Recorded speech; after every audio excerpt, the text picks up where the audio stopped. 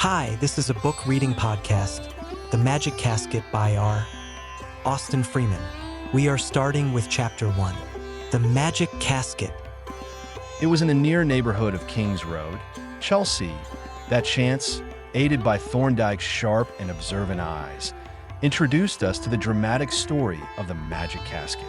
Not that there was anything strikingly dramatic in the opening phase of the affair, nor even in the story of the casket itself. It was Thorndyke who added the dramatic touch, and most of the magic too. And I record the affair principally as an illustration of his extraordinary capacity for producing odd items of out-of-the-way knowledge and instantly applying them in the most unexpected manner. 8 o'clock had struck on a misty November night when we turned out of the main road and, leaving behind the glare of the shop windows, plunged into the maze of dark and narrow streets to the north. The abrupt change impressed us both, and Thorndyke proceeded to moralize on it in his pleasant, reflective fashion.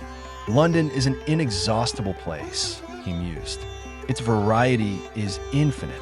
A minute ago, we walked in a glare of light, jostled by a multitude. And now, look at this little street.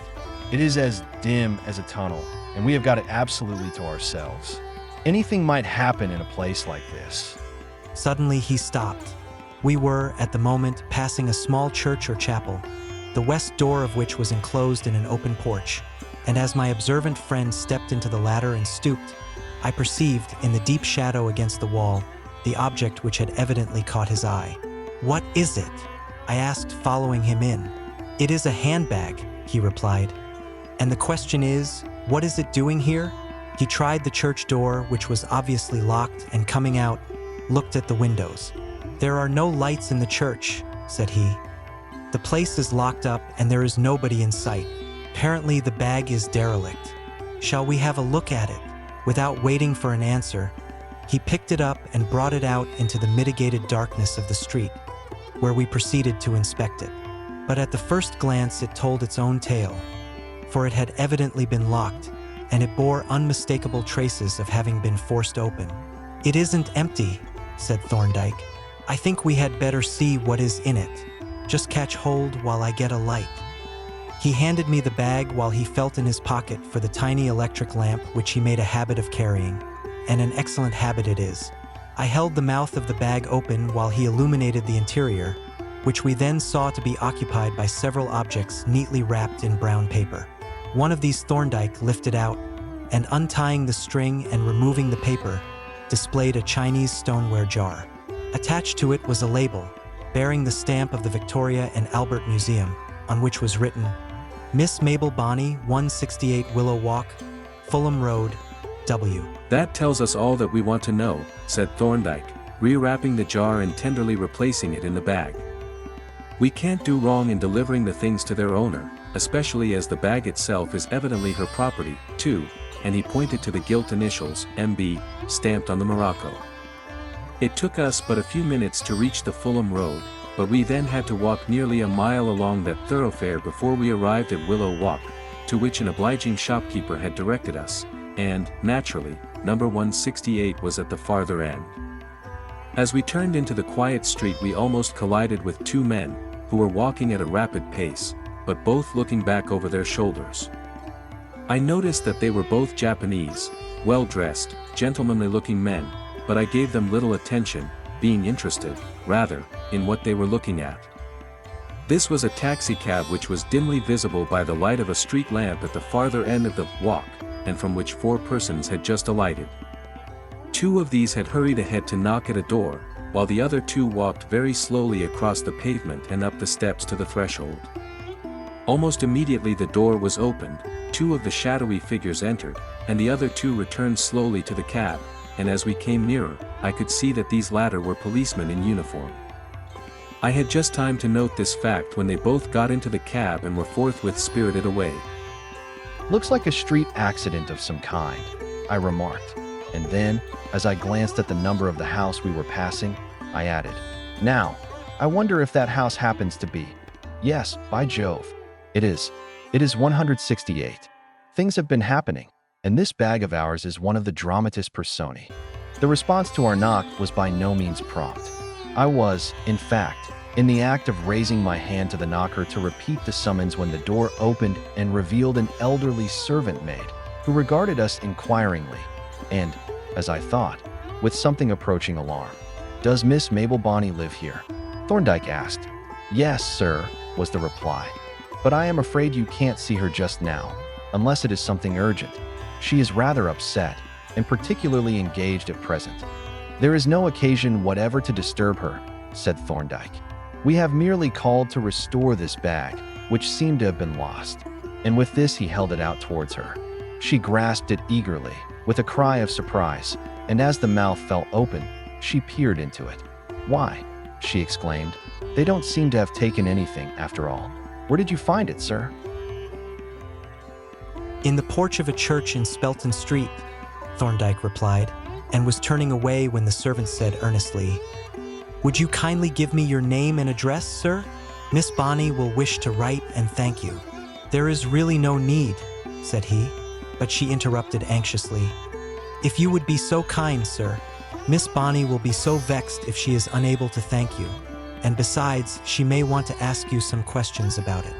"That is true," said Thorndyke, who was restrained only by good manners from asking one or two questions himself. He produced his card case, and having handed one of his cards to the maid, wished her good evening and retired. "That bag had evidently been pinched," I remarked, as we walked back towards the Fulham Road. "Evidently," he agreed, and was about to enlarge on the matter when our attention was attracted to a taxi, which was approaching from the direction of the main road.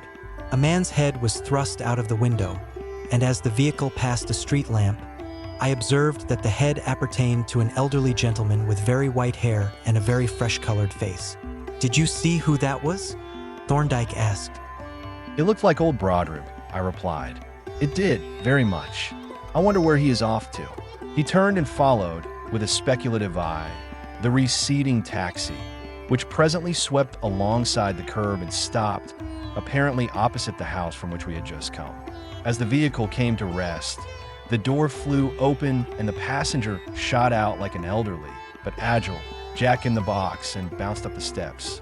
"That is Broadrib's knock, sure enough," said I, as the old-fashioned flourish reverberated up the quiet street. "I have heard it too often on our own knocker to mistake it, but we had better not let him see us watching him." "It looked like old Broadrib," I replied. "It did, very much. I wonder where he is off to." He turned and followed, with a speculative eye, the receding taxi, which presently swept alongside the curb and stopped, apparently opposite the house from which we had just come. As the vehicle came to rest, the door flew open and the passenger shot out like an elderly, but agile, jack-in-the-box, and bounced up the steps. "That is Broadrib's knock, sure enough," said I, as the old-fashioned flourish reverberated up the quiet street. "I have heard it too often on our own knocker to mistake it. But we had better not let him see us watching him." "No, Jervis," he said as I invited him to enter. "I am not coming in. Don't want to disturb you at this time of night. I've just called to make an appointment for tomorrow with a client." "Is the client's name Bonney?" I asked. He started and gazed at me in astonishment. "Gad, Jervis," he exclaimed. "You are getting as bad as Thorndyke. How the deuce did you know that she was my client?" "Never mind how I know. It is our business to know everything in these chambers. But if your appointment concerns Miss Mabel Bonney, for the Lord's sake come in and give Thorndyke a chance of a night's rest. At present, he is on broken bottles, as Mr. Bumble would express it." On this persuasion, Mr. Broadrib entered nothing loath, very much the reverse, in fact, and having bestowed a jovial greeting on Thorndyke, glanced approvingly round the room. "Ha!" said he, "you look very cozy. If you are really sure I am not." I cut him short by propelling him gently towards the fire, beside which I deposited him in an easy chair, while Thorndyke pressed the electric bell which rang up in the laboratory. "Well," said Broadrib, spreading himself out comfortably before the fire like a handsome old tomcat, "if you're going to let me give you a few particulars, but perhaps you would rather that I should not talk shop." "Now you know perfectly well, Broadrib," said Thorndyke, "that shop is the breath of life to us all. Let us have those particulars." Broderick sighed contentedly and placed his toes on the fender. And at this moment, the door opened softly and Polton looked into the room. He took a single, understanding glance at our visitor and withdrew, shutting the door without a sound. "I am glad," pursued Broderick, "to have this opportunity of a preliminary chat, because there are certain things that one can say better when the client is not present, and I am deeply interested in Miss Bonnie's affairs. The crisis in those affairs which has brought me here is of quite recent date. In fact, it dates from this evening. But I know your partiality for having events related in their proper sequence, so I will leave today's happenings for the moment and tell you the story, the whole of which is material to the case from the beginning." Here, there was a slight interruption due to Polton's noiseless entry with a tray on which was a decanter, a biscuit box, and 3 port glasses. This he deposited on a small table, which he placed within convenient reach of our guest. Then, with a glance of altruistic satisfaction at our old friend, he stole out like a benevolent ghost. "Dear, dear," exclaimed Broderick, beaming on the decanter, "this is really too bad. You ought not to indulge me in this way." "My dear Broderick," replied Thorndyke, "you are a benefactor to us. You give us a pretext for taking a glass of port. We can't drink alone, you know." "I should, if I had a cellar like yours," chuckled Broderick, sniffing ecstatically at his glass. He took a sip, with his eyes closed, savored it solemnly, shook his head, and set the glass down on the table. "To return to our case," he resumed, "Miss Bonnie is the daughter of a solicitor, Harold Bonnie, you may remember him. He had offices in Bedford Row, and there, one morning, a client came to him and asked him to take care of some property while he, the said client, ran over to Paris, where he had some urgent business. The property in question was a collection of pearls of most unusual size and value, forming a great necklace, which had been unstrung for the sake of portability. It is not clear where they came from, but as the transaction occurred soon after the Russian Revolution, we may make a guess. At any rate, there they were, packed loosely in a leather bag, the string of which was sealed with the owner's seal. Bonnie seems to have been rather casual about the affair. He gave the client a receipt for the bag, stating the nature of the contents, which he had not seen, and deposited it, in the client's presence, in the safe in his private office. Perhaps he intended to take it to the bank or transfer it to his strong room, but it is evident that he did neither, for his managing clerk, who kept the second key of the strong room, without which the room could not be opened, knew nothing of the transaction. When he went home at about 7 o'clock, he left Bonnie hard at work in his office, and there is no doubt that the pearls were still in the safe. That night, at about 8:45, it happened that a couple of CID officers were walking up Bedford Row when they saw 3 men come out of one of the houses. 2 of them turned up towards Theobald's Road, but the third came south, towards them. As he passed them, they both recognized him as a Japanese named Yenishi, who was believed to be a member of a cosmopolitan gang and whom the police were keeping under observation. Naturally, their suspicions were aroused. The first 2 men had hurried round the corner and were out of sight, and when they turned to look after Yenishi, he had mended his pace considerably and was looking back at them. Thereupon one of the officers, named Barker, decided to follow the Jap, while the other, Holt, reconnoitered the premises. Now, as soon as Barker turned, the Japanese broke into a run. It was just such a night as this, dark and slightly foggy. In order to keep his man in sight, Barker had to run, too, and he found that he had a sprinter to deal with. From the bottom of Bedford Row, Yenishi darted across and shot down Hancourt like a lamplighter. Barker followed, but at the Holborn end his man was nowhere to be seen. However, he presently learned from man at a shop door that the fugitive had run past and turned up Brownlow Street. So off he went again in pursuit. But when he got to the top of the street, back in Bedford Row, he was done. There was no sign of the man, and no one about from whom he could make inquiries. All he could do was to cross the road and walk up Bedford Row to see if Holt had made any discoveries. As he was trying to identify the house, his colleague came out onto the doorstep and beckoned him in. And this was the story that he told. He had recognized the house by the big lamp standard, and as the place was all dark, he had gone into the entry and tried the office door. Finding it unlocked, He had entered the clerk's office, lit the gas, and tried the door of the private office, but found it locked. He knocked at it, but getting no answer, had a good look round the clerk's office. And there, presently, on the floor in a dark corner, he found a key. This he tried in the door of the private office, and finding that it fitted, turned it and opened the door. As he did so, the light from the outer office fell on the body of a man lying on the floor just inside. A moment's inspection showed that the man had been murdered, first knocked on the head and then finished with a knife. Examination of the pockets showed that the dead man was Harold Bonney, and also that no robbery from the person seemed to have been committed, nor was there any sign of any other kind of robbery. Nothing seemed to have been disturbed, and the safe had not been broken into, though that was not very conclusive, as the safe key was in the dead man's pocket. However, a murder had been committed, and obviously Uyenishi was either the murderer or an accessory.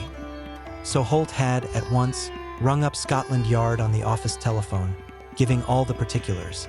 I may say at once that Uyenishi disappeared completely and at once. He never went to his lodgings at Limehouse, for the police were there before he could have arrived. A lively hue and cry was kept up.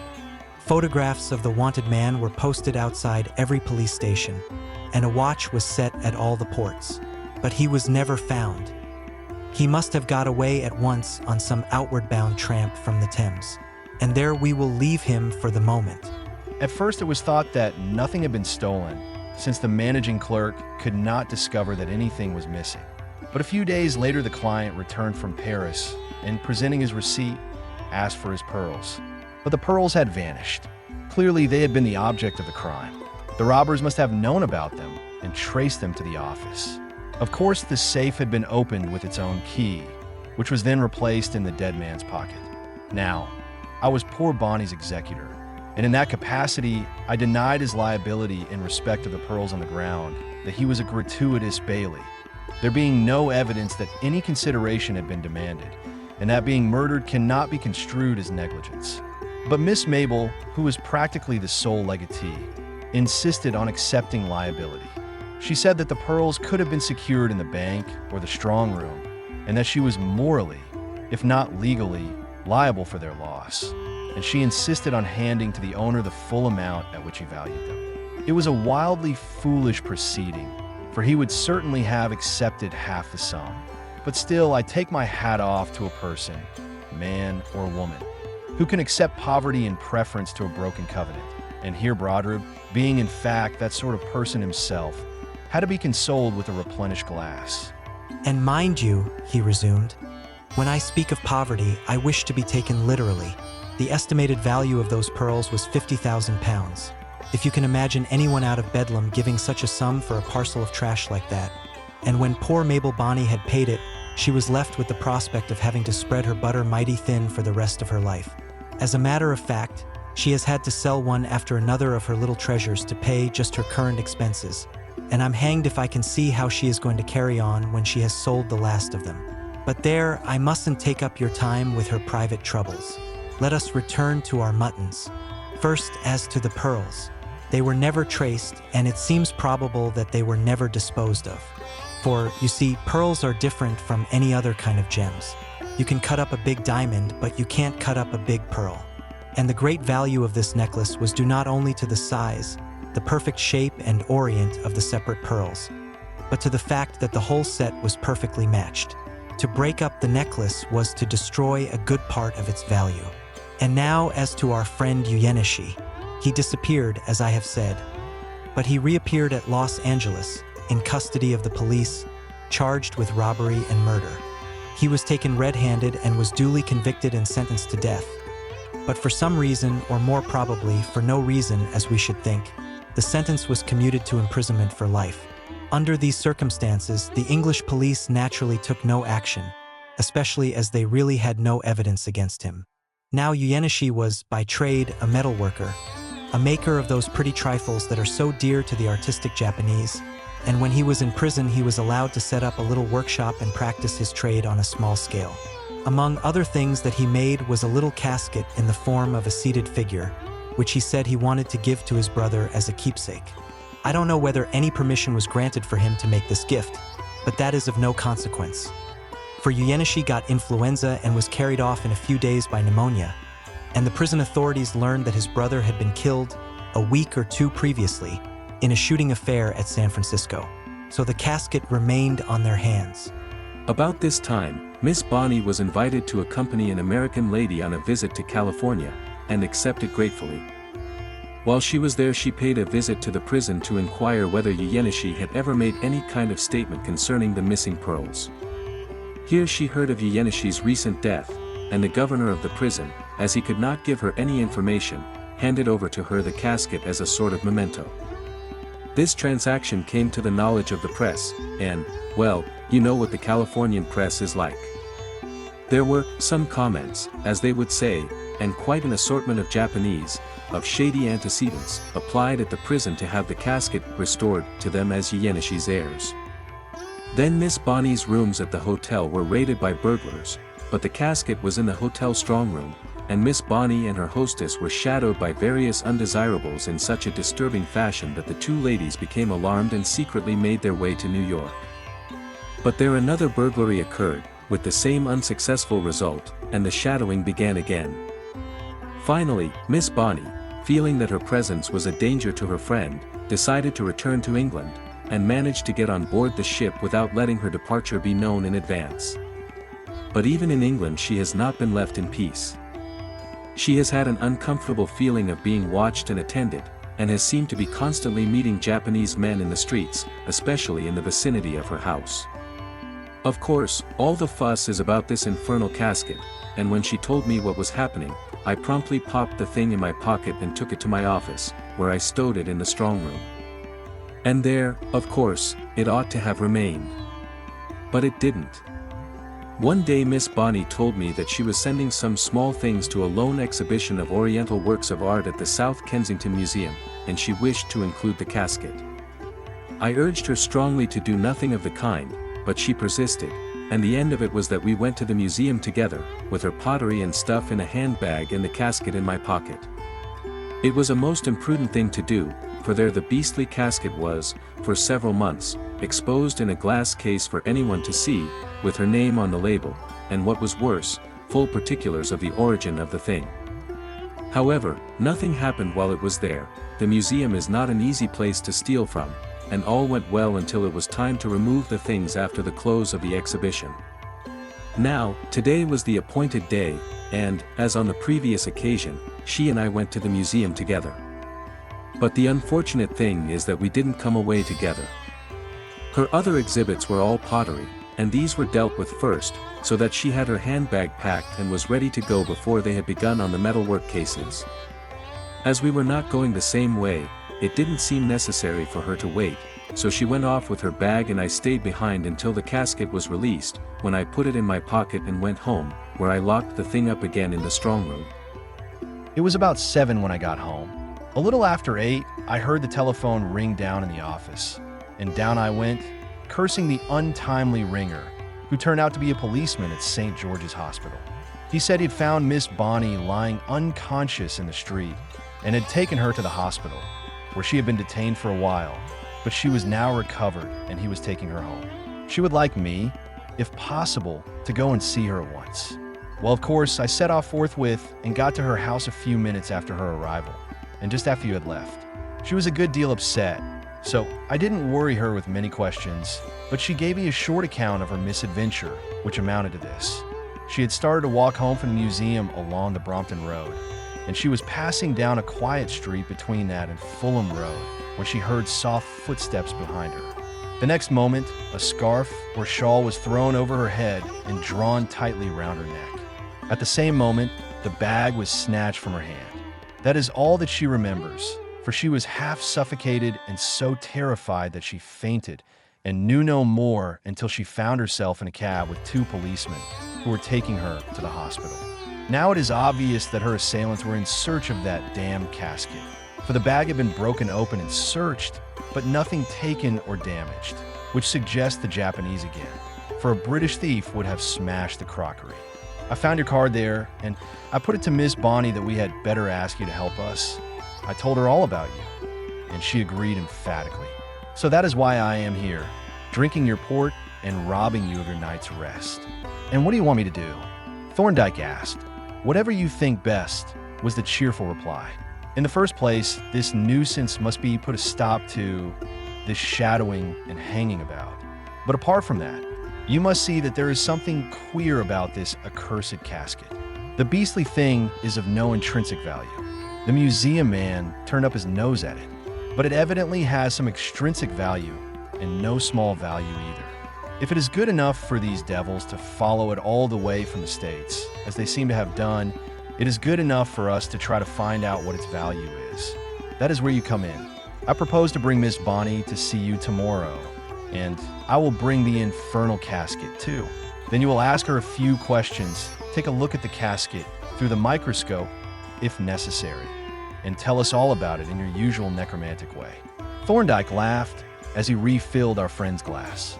If faith will move mountains, Brodribb, said he, you ought to have been a civil engineer. But it is certainly a rather intriguing problem. Ha! Exclaimed the old solicitor. Then it's all right. I've known you a good many years, but I've never known you to be stumped. And you are not going to be stumped now. What time shall I bring her? Afternoon or evening would suit her best. Very well, replied Thorndyke. Bring her to tea, say 5 o'clock. How will that do? Excellently. And here's good luck to the adventure. He drained his glass, and the decanter being now empty, he rose, shook our hands warmly, and took his departure in high spirits. It was with a very lively interest that I looked forward to the prospective visit. Like Thorndyke, I found the case rather intriguing, for it was quite clear, as our shrewd old friend had said, that there was something more than met the eye in the matter of this casket. Hence, on the following afternoon, when, on the stroke of 5, footsteps became audible on our stairs, I awaited the arrival of our new client with keen curiosity, both as to herself and her mysterious property. To tell the truth, the lady was better worth looking at than the casket. At the first glance, I was strongly prepossessed in her favor, and so, I think, was Thorndyke. Not that she was a beauty, though comely enough, but she was an example of a type that seems to be growing rarer. Quiet, gentle, soft-spoken, and a lady to her fingertips, a little sad-faced and careworn, with a streak or two of white in her prettily disposed black hair, though she could not have been much over 35. Altogether, a very gracious and winning personality. When we had been presented to her by Brodribb, who treated her as if she had been a royal personage, and had enthroned her in the most comfortable easy chair, we inquired as to her health, and were duly thanked for the salvage of the bag. Then Polton brought in the tray, with an air that seemed to demand an escort of choristers. The tea was poured out, and the informal proceedings began. She had not, however, much to tell, for she had not seen her assailants, and the essential facts of the case had been fully presented in Brodribb's excellent summary. After a very few questions, therefore, we came to the next stage, which was introduced by Brodribb's taking from his pocket a small parcel which he proceeded to open. There, said he, that is the Fons et Origo Mali. Not much to look at, I think you will agree. He set the object down on the table and glared at it malevolently, while Thorndyke and I regarded it with a more impersonal interest. It was not much to look at, just an ordinary Japanese casket in the form of a squat, shapeless figure with a silly little grinning face, of which the head and shoulders opened on a hinge. A pleasant enough object with its quiet, warm coloring, but certainly not a masterpiece of art. Thorndyke picked it up and turned it over slowly for a preliminary inspection. Then he went on to examine it detail by detail, watched closely, in his turn, by Brodribb and me.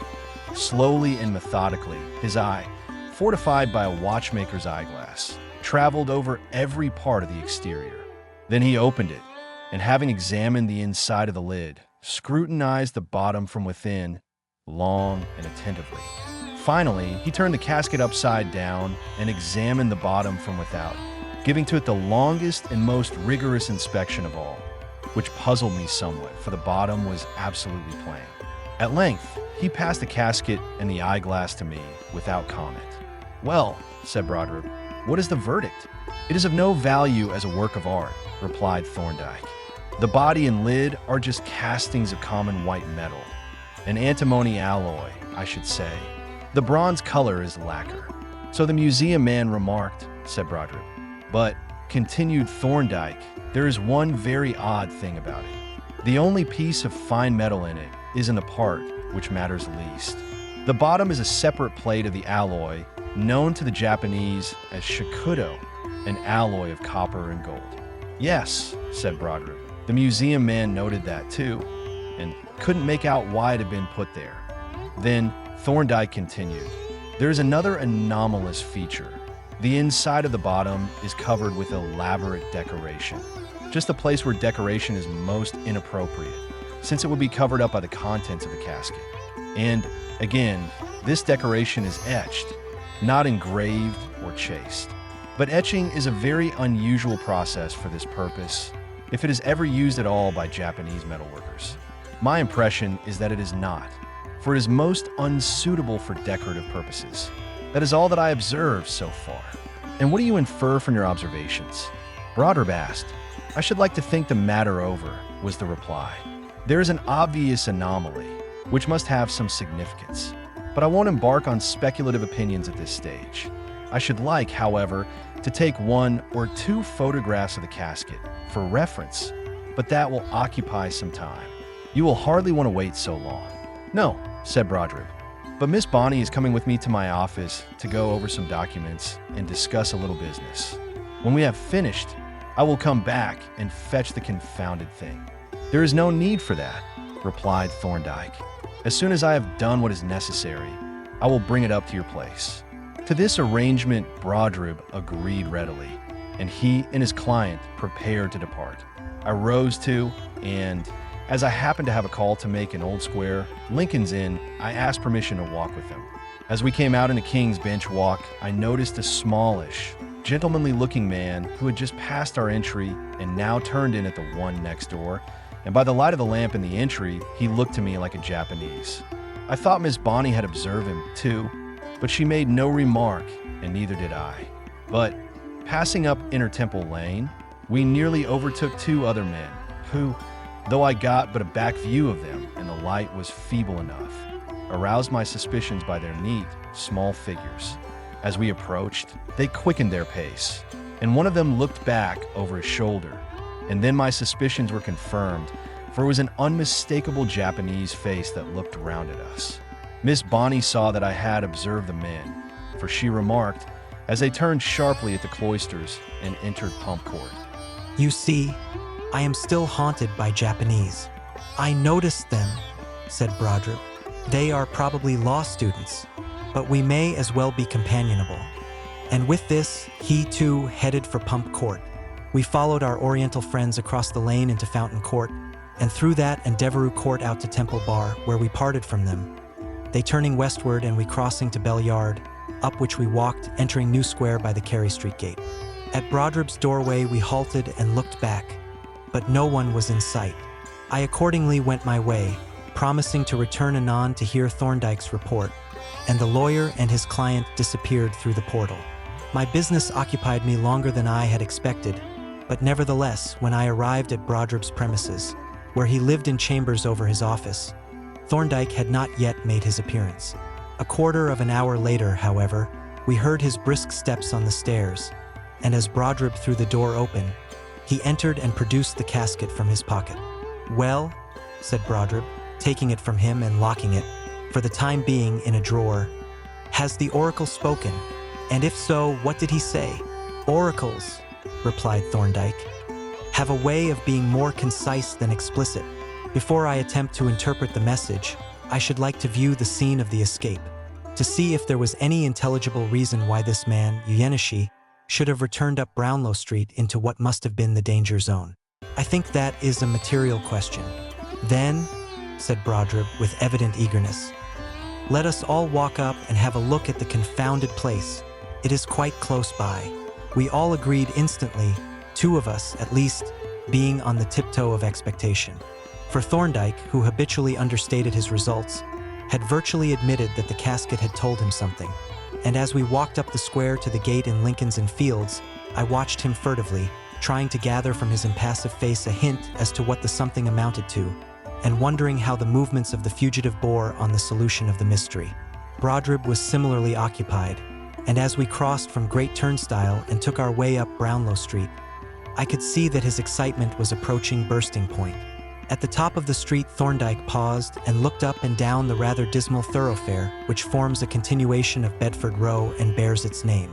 Then he crossed to the paved island surrounding the pump which stands in the middle of the road, and from thence surveyed the entrances to Brownlow Street and Hand Court, and then he turned and looked thoughtfully at the pump. "A quaint old survivor, this," he remarked, tapping the iron shell with his knuckles. "There is a similar one, you may remember, in Queen Square and another at Aldgate, but that is still in use." "Yes," Brodribb assented, almost dancing with impatience and inwardly damning the pump, as I could see. "I've noticed it. I suppose," Thorndyke proceeded in a reflective tone, "they had to remove the handle, but it was rather a pity." "Perhaps it was," growled Brodribb, whose complexion was rapidly developing affinities to that of a pickled cabbage. "But what the d—" Here he broke off short and glared silently at Thorndyke, who had raised his arm and squeezed his hand into the opening once occupied by the handle. He groped in the interior with an expression of placid interest and presently reported, "The barrel is still there, and so, apparently, is the plunger." Here I heard Brodribb mutter huskily, "Damn the barrel and the plunger too! But my hand is rather large for the exploration. Would you, Miss Bonny, mind slipping your hand in and telling me if I am right?" We all gazed at Thorndyke in dismay, but in a moment Miss Bonny recovered from her astonishment, and with a deprecating smile, half shy, half amused, she slipped off her glove, and reaching up, it was rather high for her, inserted her hand into the narrow slit. Brodribb glared at her and gobbled like a turkey cock, and I watched her with a sudden suspicion that something was going to happen. Nor was I mistaken. For, as I looked, the shy, puzzled smile faded from her face and was succeeded by an expression of incredulous astonishment. Slowly she withdrew her hand, and as it came out of the slit it dragged something after it. I started forward, and by the light of the lamp above the pump I could see that the object was a leather bag secured by a string from which hung a broken seal. "It can't be," she gasped as, with trembling fingers, she untied the string. Then, as she peered into the open mouth, she uttered a little cry. "It is. It is. It is the necklace." Brodribb was speechless with amazement. So was I, and I was still gazing open-mouthed at the bag in Miss Bonny's hands when I felt Thorndyke touch my arm. I turned quickly and found him offering me an automatic pistol. "Stand by, Jervis," he said quietly, looking towards Gray's Inn. I looked in the same direction, and then perceived 3 men stealing round the corner from Jockey's Fields. Brodribb saw them, too, and snatching the bag of pearls from his client's hands, buttoned it into his breast pocket and placed himself before its owner, grasping his stick with a warlike air. The 3 men filed along the pavement until they were opposite us, when they turned simultaneously and bore down on the pump, each man, as I noticed, holding his right hand behind him. In a moment, Thorndyke's hand, grasping a pistol, flew up, as did mine, also, and he called out sharply, "Stop! If any man moves a hand, I fire." The challenge brought them up short, evidently unprepared for this kind of reception. What would have happened next it is impossible to guess. But at this moment a police whistle sounded and 2 constables ran out from Hand Court. The whistle was instantly echoed from the direction of Warwick Court, whence 2 more constabulary figures appeared through the postern gate of Gray's Inn. Our 3 attendants hesitated but for an instant.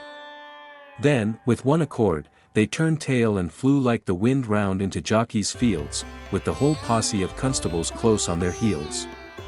"Remarkable coincidence," said Brodribb, "that those policemen should happen to be on the lookout. Or isn't it a coincidence?" "I telephoned to the station superintendent before I started," replied Thorndyke, warning him of a possible breach of the peace at this spot. Brodribb chuckled. "You're a wonderful man, Thorndyke. You think of everything. I wonder if the police will catch those fellows." "It is no concern of ours," replied Thorndyke. "We've got the pearls, and that finishes the business. There will be no more shadowing, in any case. Miss Bonnie heaved a comfortable little sigh and glanced gratefully at Thorndyke. "You can have no idea what a relief that is," she exclaimed, "to say nothing of the treasure trove." We waited some time, but as neither the fugitives nor the constables reappeared, we presently made our way back down Brownlow Street. And there it was that Brodribb had an inspiration. "I'll tell you what," said he. "I will just pop these things in my strong room.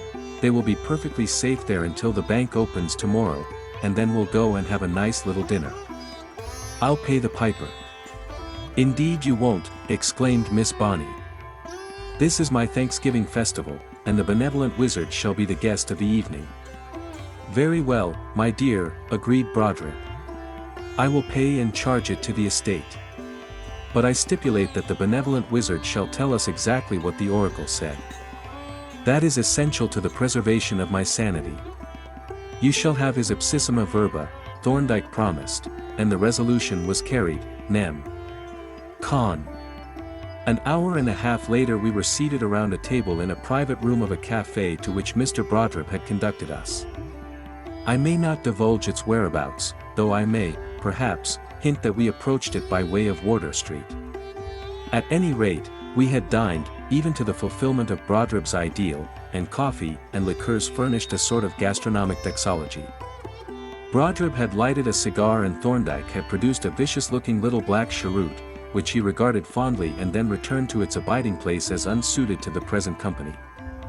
"Now," said Brodribb, watching Thorndyke fill his pipe, as understudy of the cheroot aforesaid, "we are waiting to hear the words of the oracle." "You shall hear them," Thorndyke replied. "There were only 5 of them. But first, there are certain introductory matters to be disposed of. The solution of this problem is based on 2 well-known physical facts, one metallurgical and the other optical." "Ha," said Brodribb. "But you must temper the wind to the shorn lamb, you know, Thorndyke. Miss Bonnie and I are not scientists. I will put the matter quite simply, but you must have the facts. The first relates to the properties of malleable metals, excepting iron and steel, and especially of copper and its alloys. If a plate of such metal or alloy, say, bronze, for instance, is made red-hot and quenched in water, it becomes quite soft and flexible, the reverse of what happens in the case of iron. Now, if such a plate of softened metal be placed on a steel anvil and hammered, it becomes extremely hard and brittle." "I follow that," said Brodribb. "Then see what follows. If, instead of hammering the soft plate, you put on it the edge of a blunt chisel and strike on that chisel a sharp blow, you produce an indented line. Now the plate remains soft, but the metal forming the indented line has been hammered and has become hard. There is now a line of hard metal on the soft plate. Is that clear?" "Perfectly," replied Brodribb, and Thorndyke accordingly continued, "The second fact is this: if a beam of light falls on a polished surface which reflects it, and if that surface is turned through a given angle, the beam of light is deflected through double that angle." "Hum," grunted Brodribb. "Yes. No doubt. I hope we are not going to get into any deeper waters, Thorndyke." "We are not," replied the latter, smiling urbanely. "We are now going to consider the application of these facts.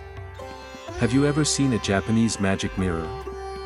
"Never, nor even heard of such a thing. They are bronze mirrors, just like the ancient Greek or Etruscan mirrors, which are probably magic mirrors, too. A typical specimen consists of a circular or oval plate of bronze, highly polished on the face and decorated on the back with chased ornament, commonly a dragon or some such device, and furnished with a handle. The ornament is, as I have said, chased, that is to say, it is executed in indented lines made with chasing tools, which are, in effect, small chisels, more or less blunt, which are struck with a chasing hammer. Now these mirrors have a very singular property.